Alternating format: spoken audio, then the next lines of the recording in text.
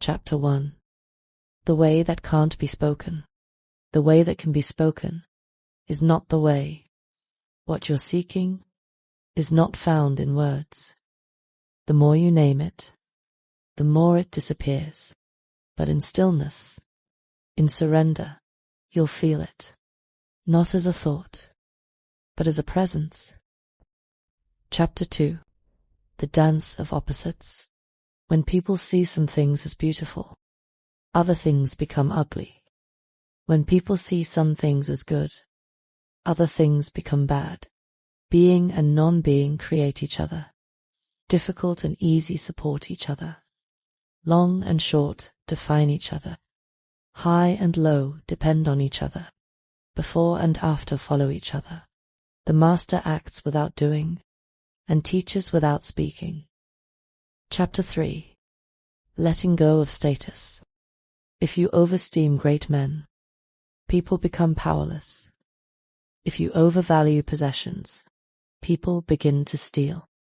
The master leads by emptying minds and strengthening the core, by weakening ambition and strengthening resolve. They take no credit, and nothing is left undone. Chapter 4. The bottomless well. The Tao is empty, yet it is inexhaustible. Bottomless, the ancestor of it all. Blunt the sharpness, untangle the knot, soften the glare, settle the dust, hidden but always present. I don't know who gave birth to it. It is older than the gods. Chapter 5. The echo in the canyon. Heaven and earth are not sentimental. They treat all things with equal regard. The master does the same. She honors all life, but holds on to none.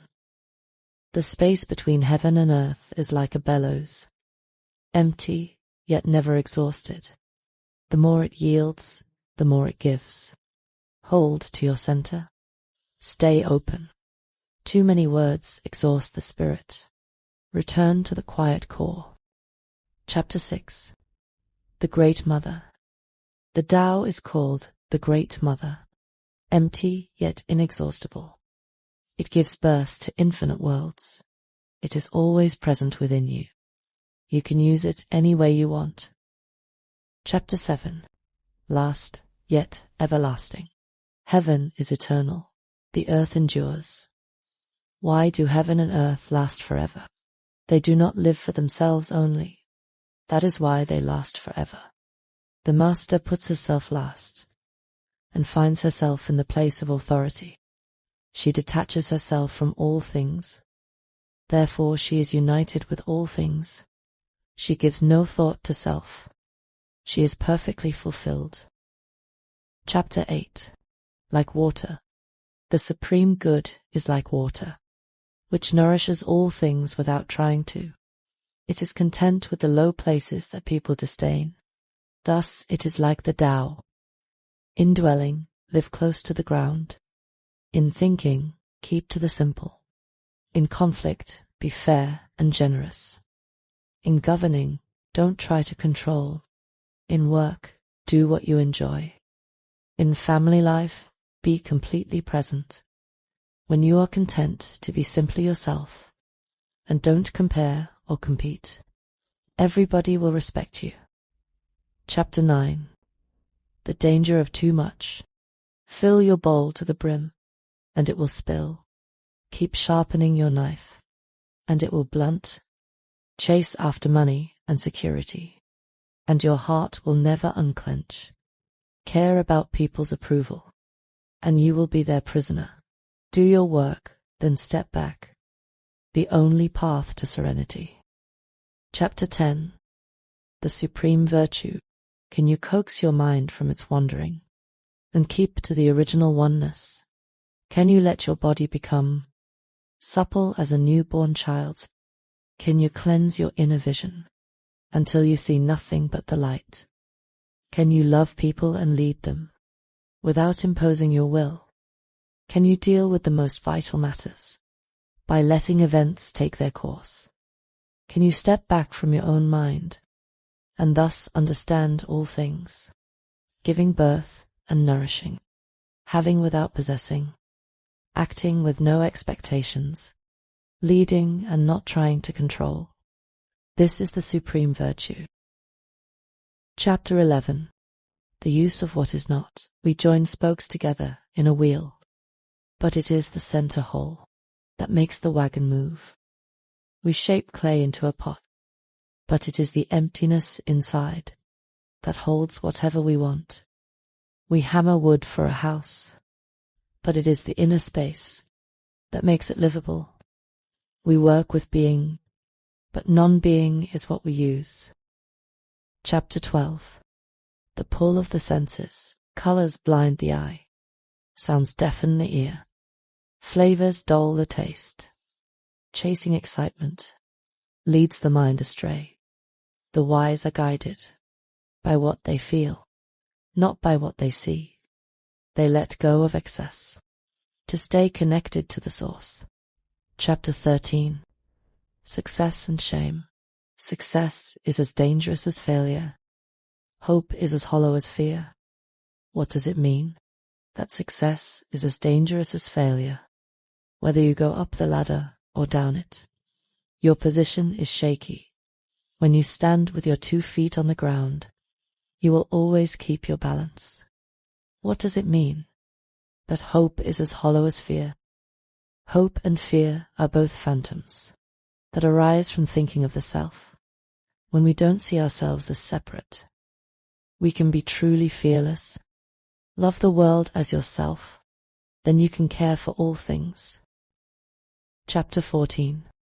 The shape of the formless. Look, and it can't be seen. Listen, and it can't be heard. Reach, and it can't be grasped. Above, it isn't bright. Below, it isn't dark. Seamless, unnameable. It returns to the realm of nothing. Form that includes all forms.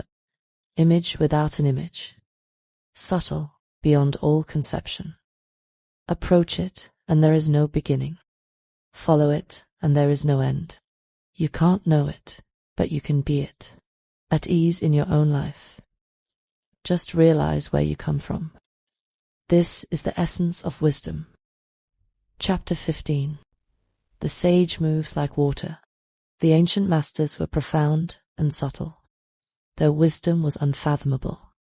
There is no way to describe it. All we can describe is their appearance. They were careful, as someone crossing an iced-over stream. Alert as a warrior in enemy territory. Courteous as a guest. Fluid as melting ice. Shapeable as a block of wood. Receptive as a valley. Clear as a glass of water. Do you have the patience to wait till your mud settles and the water is clear? Can you remain unmoving till the right action arises by itself? The master doesn't seek fulfillment, not seeking, not expecting. She is present and can welcome all things. Chapter 16. Empty yourself. Empty yourself of everything. Let the stillness settle in. All things rise and fall, but you can watch them return to the source. Returning to the source is peace. Knowing this brings clarity. Not knowing leads to confusion and sorrow. If you understand where you come from, you naturally become tolerant, disinterested, amused, kind as a grandmother, dignified as a king. Immersed in the mystery, you become the Tao. Chapter 17. The best leaders are barely known. The best leaders are those the people hardly know exist. Next come those they admire, then those they fear, and then those they despise. If you don't trust the people, you make them untrustworthy. The best leaders speak little. They let their presence do the work. When the task is done, the people say, "We did it ourselves." Chapter 18. When the way is lost, when the great Tao is forgotten, goodness and piety appear. When the body's intelligence declines, cleverness and knowledge step forth. When there is no peace in the family, filial piety begins. When the country falls into chaos, patriotism is born. Chapter 19. Return to simplicity. Throw away holiness and wisdom, and people will be 100 times happier. Throw away morality and justice, and people will do the right thing. Throw away industry and profit, and there won't be any thieves. If these three aren't enough, just stay at the center of the circle, and let all things take their course. Chapter 20. Stop thinking, end your problems. Stop thinking and end your problems. What difference between yes and no? What difference between success and failure? Must you value what others value? Avoid what others avoid. How ridiculous. Other people are so bright and busy. I alone am calm and quiet, like a newborn before it smiles, like one who is lost and doesn't know the way. They have more than they need. I have nothing. I drift like a wave on the ocean. I blow as aimless as the wind. I am different. I am nourished by the Great Mother. Chapter 21. The unshaped origin. The master keeps her mind always at one with the Tao. That is what gives her her radiance. The Tao is inexplicable. How can her mind be at one with it? Because she doesn't cling to ideas. The Tao is dark and unfathomable. How can it make her radiant? Because she lets it. Since before time and space were. The Tao is. It is beyond is and is not. How do I know this is true? I look inside myself and see. Chapter 22. Wholeness is the way. If you want to become whole, let yourself be partial. If you want to become straight, let yourself be crooked. If you want to become full, let yourself be empty. If you want to be reborn, let yourself die. If you want to be given everything, give everything up. The master, by residing in the Tao, sets an example for all beings. Because he doesn't display himself, people can see his light. Because he has nothing to prove, people can trust his words. Chapter 23.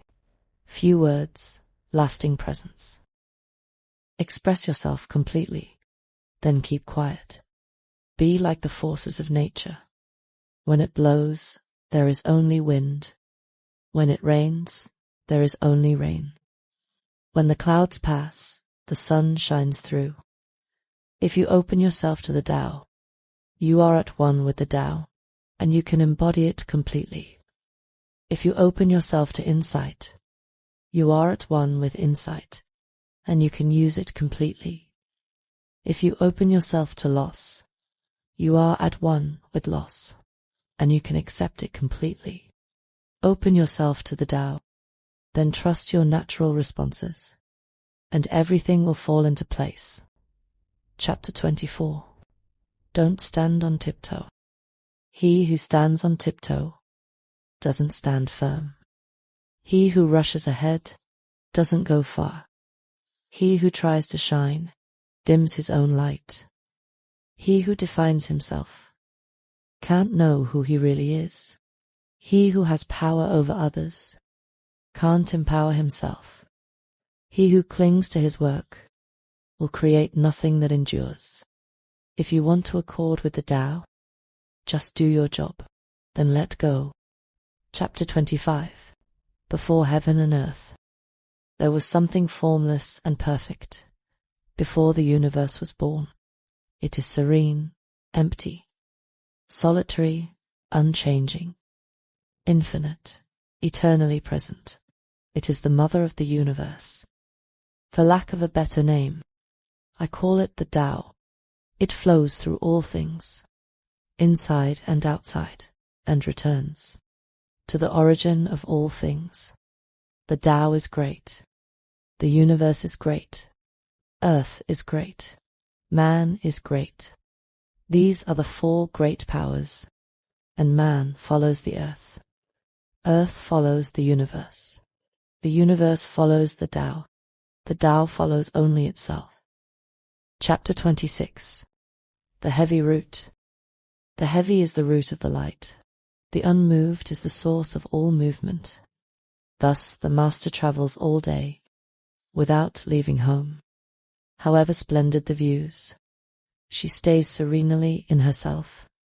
Why should the lord of the country flit about like a fool? If you let yourself be blown to and fro, you lose touch with your root. If you let restlessness move you, you lose touch with who you are. Chapter 27. The skillful guide. A good traveler has no fixed plans, and is not intent upon arriving. A good artist lets his intuition lead him wherever it wants. A good scientist has freed himself of concepts, and keeps his mind open to what is. Thus the master is available to all people, and doesn't reject anyone. He is ready to use all situations, and doesn't waste anything. This is called embodying the light. What is a good man but a bad man's teacher? What is a bad man but a good man's job? If you don't understand this, you will get lost. However intelligent you are, it is the great secret. Chapter 28. Know the male, keep to the female. Know the male, yet keep to the female. Receive the world in your arms.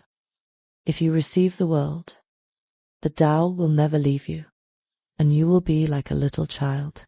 Know the white, yet keep to the black. Be a pattern for the world.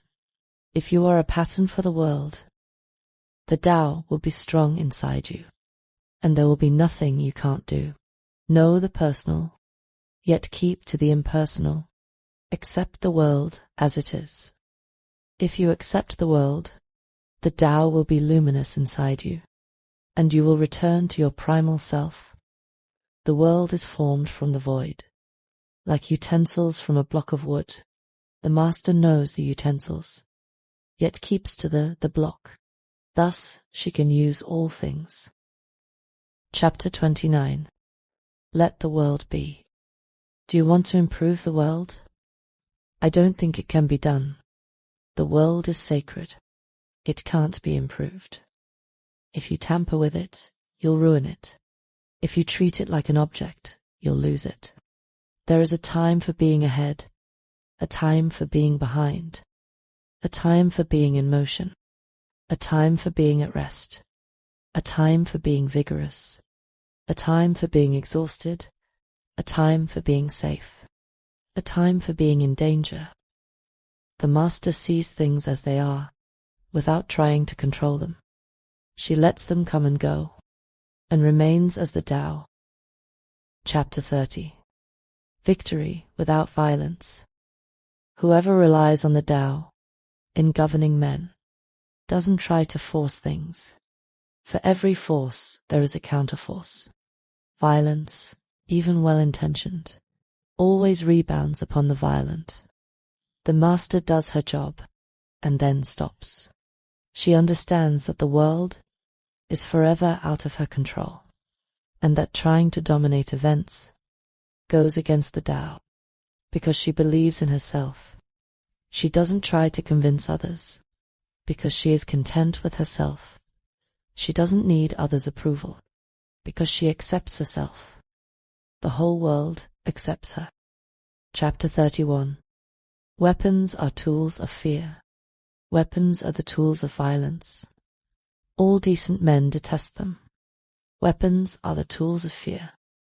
A decent man will avoid them, except in the direst necessity, and, if compelled, will use them, only with the utmost restraint. Peace is his highest value. If the peace has been shattered, how can he be content? His enemies are not demons, but human beings like himself. He doesn't wish them personal harm, nor does he rejoice in victory. How could he rejoice in victory and delight in the slaughter of men? He enters a battle gravely, with sorrow and with great compassion, as if he were attending a funeral. Chapter 32. The eternal Tao is nameless. The Tao is forever undefined, small though it is in the world. Those who belong to it, the rulers, the lords, can dwell in it. The Tao is like the ocean. It is like a valley, where all things return. All things come from it, and are nourished by it, and never exhausted. Once the Tao is divided, there are names. When there are names, know that it is time to stop. Know when to stop, and you will be free from danger. The Tao is eternal and nameless. Though it seems small, nothing in the world can master it. Chapter 33. Knowing yourself and knowing others. Knowing others is intelligence. Knowing yourself is true wisdom. Mastering others is strength. Mastering yourself is true power. If you realize that you have enough, you are truly rich. If you stay in the center and embrace death with your whole heart, you will endure forever. Chapter 34. The great Tao flows everywhere. The great Tao flows everywhere. All things are born from it, yet it doesn't create them. It pours itself into its work, yet it makes no claim. It nourishes infinite worlds, yet it doesn't hold on to them. Since it is merged with all things, and hidden in their hearts, it can be with what is, without harm. Chapter 35. Centered in the Tao. She who is centered in the Tao can go where she wishes, without danger. She perceives the universal harmony, even amid great pain, because she has found peace in her heart. Music or the smell of good cooking may make people stop and enjoy, but words that point to the Tao seem monotonous and without flavor. When you look for it, there is nothing to see. When you listen for it, there is nothing to hear. When you use it, it is never exhausted. Chapter 36. Yield to become whole. If you want to shrink something, you must first allow it to expand. If you want to get rid of something, you must first allow it to flourish. If you want to take something, you must first allow it to be given. This is called the subtle perception of the way things are. The soft overcomes the hard. The slow overcomes the fast. Let your workings remain a mystery. Just show people the results. Chapter 37. The Tao never strives. The Tao never does anything, yet through it all things are done. If powerful men could center themselves in it, the whole world would be transformed.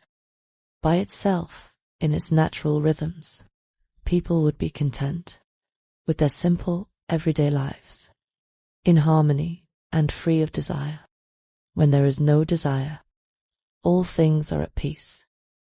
Chapter 38. The fading of true virtue. The master doesn't try to be powerful, thus he is truly powerful. The ordinary man keeps reaching for power, thus he never has enough. The master does nothing, yet he leaves nothing undone. The ordinary man is always doing things, yet many more are left to be done. The kind man does something, yet something remains undone. The just man does something, and leaves many things undone. The moral man does something, and when no one responds, rolls up his sleeves and uses force. Chapter 39. Return to the One. In harmony with the Tao, the sky is clear and spacious. The earth is solid and full. All creatures flourish together, content with the way they are, endlessly repeating themselves, endlessly renewed. When man interferes with the Tao, the sky becomes filthy. The earth becomes depleted. The equilibrium crumbles. Creatures become extinct. The master views the parts with compassion, because he understands the whole. His constant practice is humility. He doesn't glitter like a jewel, but lets himself be shaped by the Tao, as rugged and common as stone. Chapter 40. Return is the movement of the Tao. Return is the movement of the Tao. Yielding is the way of the Tao. All things are born of being.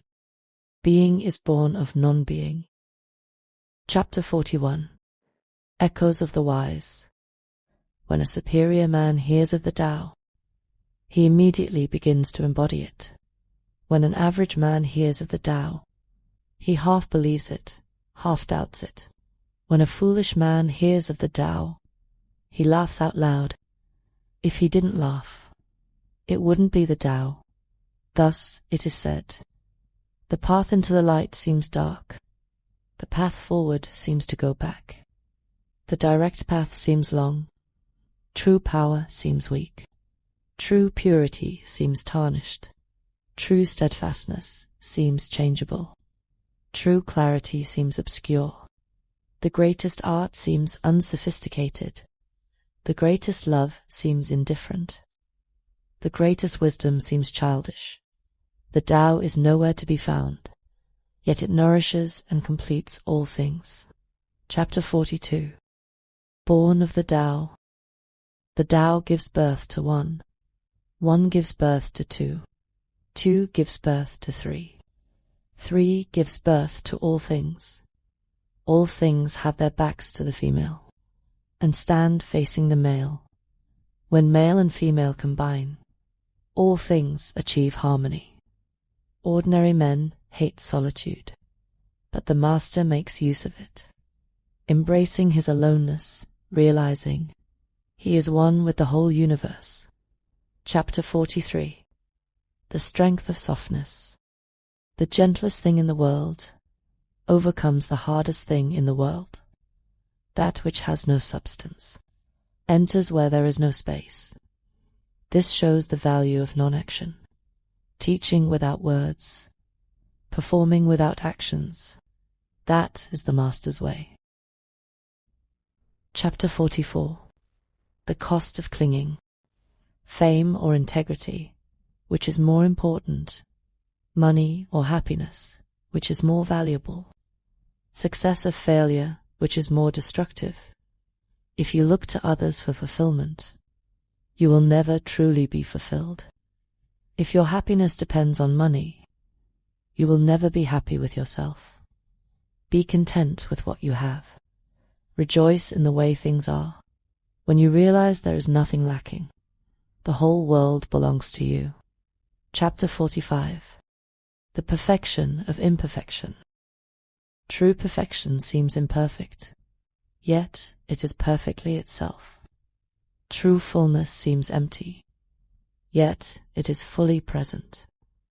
True straightness seems crooked. True wisdom seems foolish. True art seems artless. The master allows things to happen. She shapes events as they come. She steps out of the way and lets the Tao speak for itself. Chapter 46. The illusion of fear.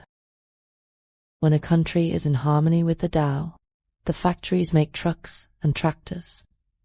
When a country goes counter to the Tao, warheads are stockpiled outside the cities. There is no greater illusion than fear. No greater wrong than preparing to defend yourself. No greater misfortune than having an enemy. Whoever can see through all fear will always be safe. Chapter 47. The Master Within. Without opening your door, you can open your heart to the world. Without looking out your window, you can see the essence of the Tao. The more you know, the less you understand. The master arrives without leaving, sees the light without looking, achieves without doing a thing. Chapter 48. The wisdom of less. In pursuit of knowledge. Every day something is added. In the practice of the Tao, every day something is dropped. Less and less do you need to force things, until finally you arrive at non-action. When nothing is done, nothing is left undone. True mastery can be gained by letting things go their own way. It can't be gained by interfering. Chapter 49. The Heart that Holds Everyone. The Master has no mind of her own. She works with the mind of the people. She is good to people who are good. She is also good to people who aren't good. This is true goodness. She trusts people who are trustworthy. She also trusts people who aren't trustworthy. This is true trust. The Master's mind is like space. People don't understand her. They look to her and wait. She treats them like her own children. Chapter 50. Ready for sleep. The Master gives himself up to whatever the moment brings. He knows that he is going to die, and he has nothing left to hold on to. No illusions in his mind. No resistances in his body.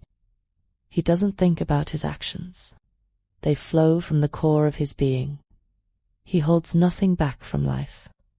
Therefore, he is ready for death, as a man is ready for sleep, after a good day's work. Chapter 51. All life honors the Tao. Every being in the universe is an expression of the Tao. It springs into existence, unconscious, perfect, free, takes on a physical body. Let circumstances complete it. That is why every being spontaneously honors the Tao.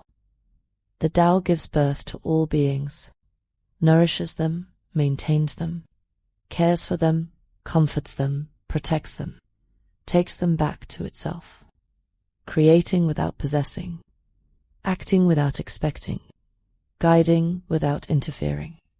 That is why love of the Tao is in the very nature of things. Chapter 52. Practicing Eternity.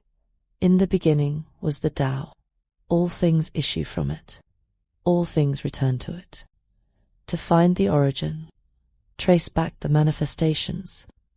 When you recognize the children and find the mother, you will be free of sorrow. If you close your mind in judgments and traffic with desires, your heart will be troubled. If you keep your mind from judging and aren't led by the senses, your heart will find peace. Seeing into darkness is clarity. Knowing how to yield is strength. Use your own light and return to the source of light. This is called practicing eternity. Chapter 53. Staying true to the way. The great way is easy. Yet people prefer the side paths. Be aware when things are out of balance. Stay centered within the Tao. When rich speculators prosper, while farmers lose their land, when government officials spend money on weapons instead of cures, when the upper class is extravagant and irresponsible, while the poor have nowhere to turn, all this is robbery and chaos. It is not in keeping with the Tao. Chapter 54. Rooted in the way. Whoever is planted in the Tao will not be rooted up. Whoever embraces the Tao will not slip away. Her name will be held in honor from generation to generation. Let the Tao be present in your life, and you will become genuine. Let it be present in your family, and your family will flourish. Let it be present in your country, and your country will be an example to all countries in the world. Let it be present in the universe, and the universe will sing. How do I know this is true? By looking inside myself. Chapter 55. The strength of softness. He who is in harmony with the Tao is like a newborn child. Its bones are soft, its muscles are weak, but its grip is powerful. It doesn't know about the union of male and female, yet its penis can stand erect. So intense is its vital power. It can scream its head off all day, yet it never becomes hoarse. So complete is its harmony. The Master's power is like this. He lets all things come and go, effortlessly, without desire. He never expects results. Thus he is never disappointed. He is never disappointed. Thus his spirit never grows old. Chapter 56. Silent wisdom. Those who know don't talk. Those who talk don't know. Close your mouth. Block off your senses. Blunt your sharpness. Untie your knots. Soften your glare. Settle your dust. This is the primal identity. Be like the Tao. It can't be approached or withdrawn from, benefited or harmed, honored or brought into disgrace. It gives itself up continually. That is why it endures. Chapter 57. The Way of Leadership. If you want to be a great leader, you must learn to follow the Tao. Stop trying to control. Let go of fixed plans and concepts, and the world will govern itself. The more prohibitions you have, the less virtuous people will be. The more weapons you have, the less secure people will be. The more subsidies you have, the less self-reliant people will be. Therefore the Master says, I let go of the law, and people become honest. I let go of economics, and people become prosperous. I let go of religion, and people become serene. I let go of all desire for the common good, and the good becomes as common as grass. Chapter 58. Tolerance and ease. If a country is governed with tolerance, the people are comfortable and honest. If a country is governed with repression, the people are depressed and crafty. When the will to power is in charge, the higher the ideals, the lower the results. Try to make people happy, and you lay the groundwork for misery. Try to make people moral, and you lay the groundwork for vice. Thus the Master is content to serve as an example, and not to impose her will.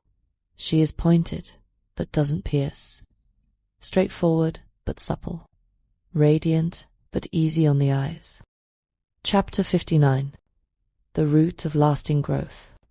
For governing a country well, there is nothing better than moderation. The mark of a moderate man is freedom from his own ideas, tolerant like the sky, all-pervading like sunlight, firm like a mountain, supple like a tree in the wind. He has no destination in view, and makes use of anything life happens to bring his way. Nothing is impossible for him, because he has let go. He can care for the people's welfare, as a mother cares for her child. Chapter 60. Gentle Governance. Governing a large country is like frying a small fish. You spoil it with too much poking. Center your country in the Tao, and evil will have no power. Not that it isn't there, but you'll be able to step out of its way.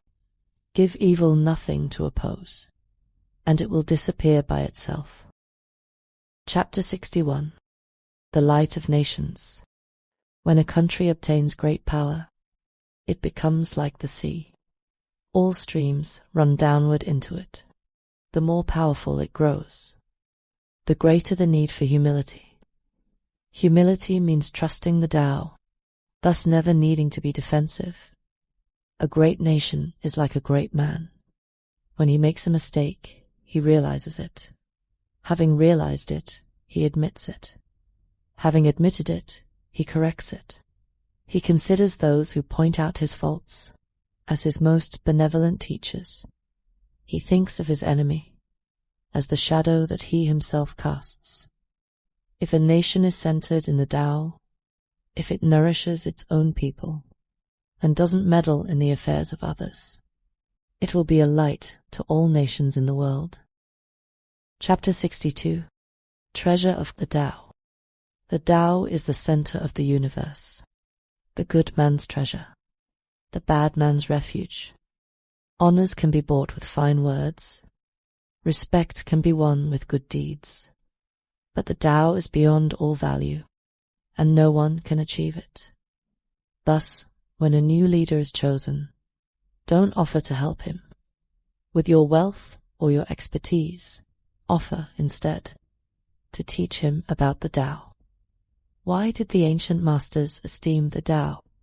Because, being one with the Tao, when you seek, you find, and when you make a mistake, you are forgiven. That is why everybody loves it.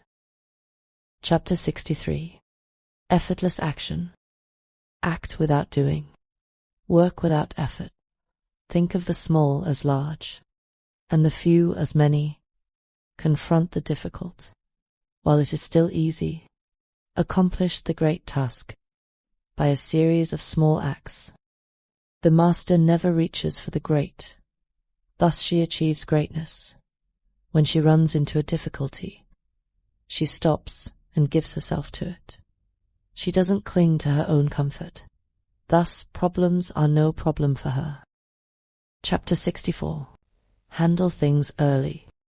What is rooted is easy to nourish. What is recent is easy to correct. What is brittle is easy to break. What is small is easy to scatter.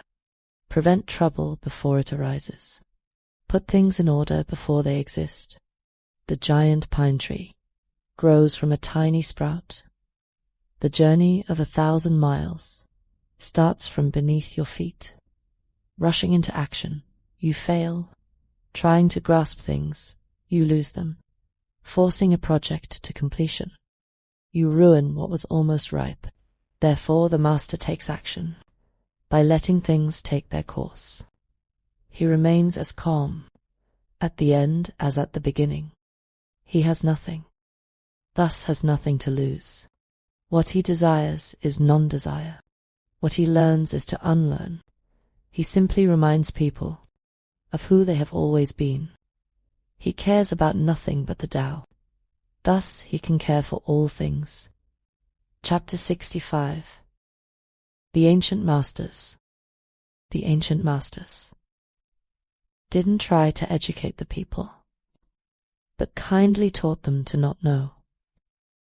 When they think that they know the answers, people are difficult to guide. When they know that they don't know, people can find their own way. If you want to learn how to govern, avoid being clever or rich.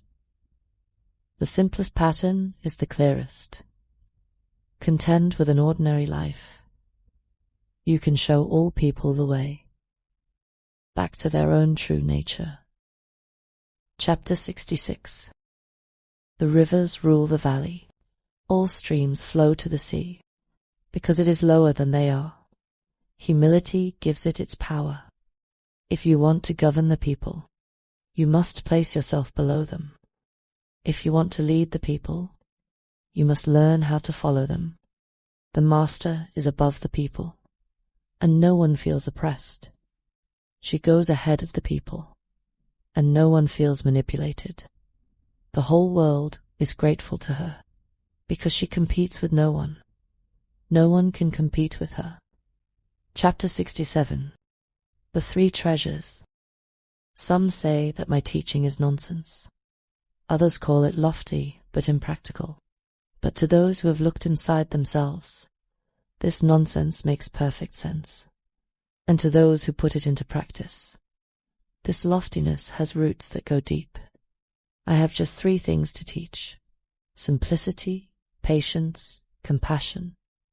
These 3 are your greatest treasures, simple in actions and in thoughts. You return to the source of being, patient with both friends and enemies. You accord with the way things are, compassionate toward yourself. You reconcile all beings in the world. Chapter 68. The best kind of warrior. The best athlete wants his opponent at his best. The best general enters the mind of his enemy. The best businessman serves the communal good. The best leader follows the will of the people. All of them embody the virtue of non-competition. Not that they don't love to compete, but they do it in the spirit of play. In this they are like children, and in harmony with the Tao. Chapter 69. Restraint in war. The generals have a saying: rather than make the first move, it is better to wait and see. Rather than advance an inch, it is better to retreat a yard. This is called going forward without advancing, pushing back without using weapons. There is no greater misfortune than underestimating your enemy. Underestimating your enemy means thinking that he is evil. Thus you destroy your 3 treasures and become an enemy yourself. When 2 great forces oppose each other, the victory will go to the one that knows how to yield. Chapter 70. Simple yet hidden. My teachings are easy to understand and easy to put into practice. Yet your intellect will never grasp them, and if you try to practice them, you'll fail. My teachings are older than the world. How can you grasp their meaning?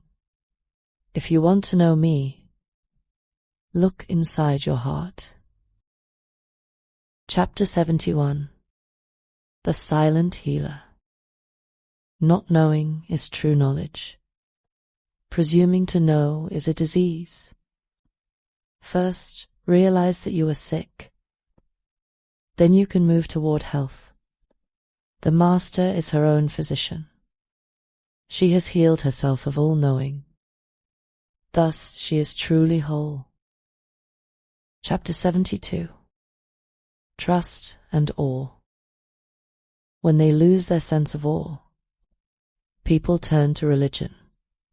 When they no longer trust themselves, they begin to depend upon authority. Therefore the master steps back, so that people won't be confused. He teaches without a teaching, so that people will have nothing to learn. Chapter 73. Non-competition. The Tao is always at ease. It overcomes without competing, answers without speaking a word, arrives without being summoned, accomplishes without a plan. Its net covers the whole universe, and though its meshes are wide, it doesn't let a thing slip through. Chapter 74. Death and Punishment. If you realize that all things change, there is nothing you will try to hold on to. If you aren't afraid of dying, there is nothing you can't achieve. Trying to control the future is like trying to take the master carpenter's place. When you handle the master carpenter's tools, chances are that you'll cut your hand. Chapter 75. Governing people. When taxes are too high, people go hungry. When the government is too intrusive, people lose their spirit. Act for the people's benefit. Trust them. Leave them alone. Chapter 76. Softness and strength. Men are born soft and supple. Dead, they are stiff and hard. Plants are born tender and pliant. Dead, they are brittle and dry. Thus whoever is stiff and inflexible is a disciple of death. Whoever is soft and yielding is a disciple of life. The hard and stiff will be broken. The soft and supple will prevail. Chapter 77. The 3 treasures. Some say that my teaching is nonsense. Others call it lofty but impractical. But to those who have looked inside themselves, this nonsense makes perfect sense. And to those who put it into practice, this loftiness has roots that go deep. I have just 3 things to teach: simplicity, patience, compassion. These 3 are your greatest treasures. Simple in actions and in thoughts, you return to the source of being. patient with both friends and enemies. You accord with the way things are, compassionate toward yourself. You reconcile all beings in the world. Chapter 78. Gentleness is strength. Nothing in the world is as soft and yielding as water. Yet for dissolving the hard and inflexible, nothing can surpass it. The soft overcomes the hard. The gentle overcomes the rigid. Everyone knows this is true, but few can put it into practice. Therefore, the master remains, serene in the midst of sorrow. Evil cannot enter his heart, because he has given up helping. He is people's greatest help. True words seem paradoxical. Chapter 79. Failure and blame. Failure is an opportunity. If you blame someone else, there is no end to the blame. Therefore, the master fulfills her own obligations and corrects her own mistakes. She does what she needs to do and demands nothing of others. Chapter 80. Living simply. If a country is governed wisely, its inhabitants will be content. They enjoy the labor of their hands and don't waste time inventing labor-saving machines, since they dearly love their homes. They aren't interested in travel. There may be a few wagons and boats, but these don't go anywhere. There may be an arsenal of weapons, but nobody ever uses them. People enjoy their food, take pleasure in being with their families, spend weekends working in their gardens, delight in the doings of the neighborhood. And even though the next country is so close that people can hear its roosters crowing and its dogs barking, they are content to die of old age without ever having gone to see it. Chapter 81. The Tao nourishes everything. True words aren't eloquent. Eloquent words aren't true. Wise men don't need to prove their point. Men who need to prove their point aren't wise. The master has no possessions. The more he does for others, the happier he is. The more he gives to others, the wealthier he is. The Tao nourishes by not forcing, by not dominating. The master leads.